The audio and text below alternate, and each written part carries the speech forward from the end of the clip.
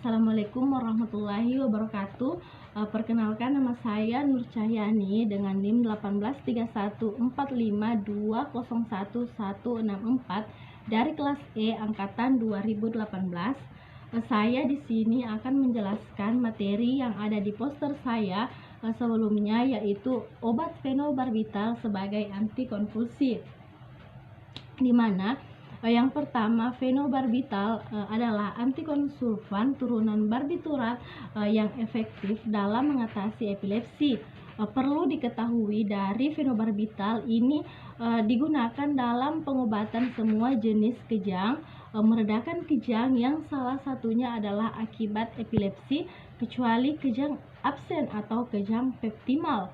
Kemudian yang kedua, yaitu epilepsi. Epilepsi adalah kondisi neurologik yang ditandai dengan kejang berulang yang disebabkan oleh gangguan fungsi elektrikal singkat pada otak. Epilepsi ini dapat terjadi pada semua usia.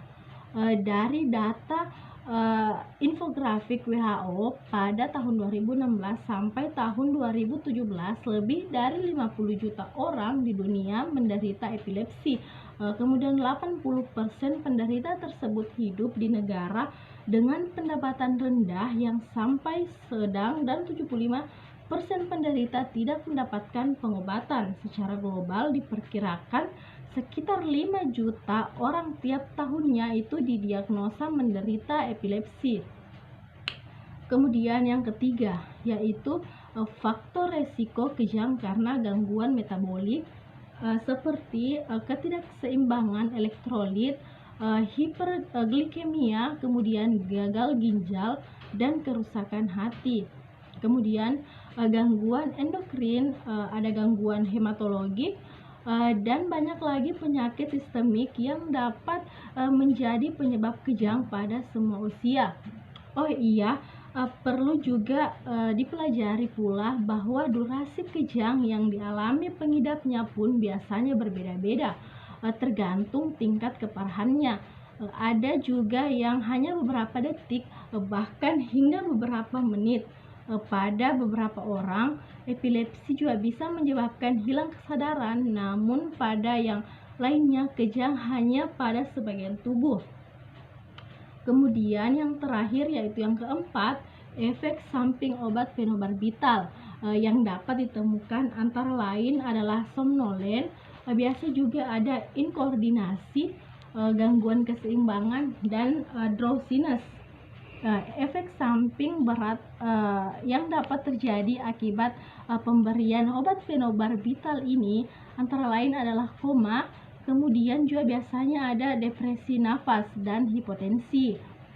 Selain itu, kita juga biasanya merasakan keadaan pusing, mengantuk, sakit kepala, mual atau muntah. Kemudian juga kita biasanya merasakan kehilangan nafsu makan, sensitif atau mudah marah, dan kita juga itu merasakan lelah pada tubuh. Kemudian yang perlu diingat dan dipelajari juga itu bahwa pilihan terapi kejang tergantung tipe kejang yang dialami.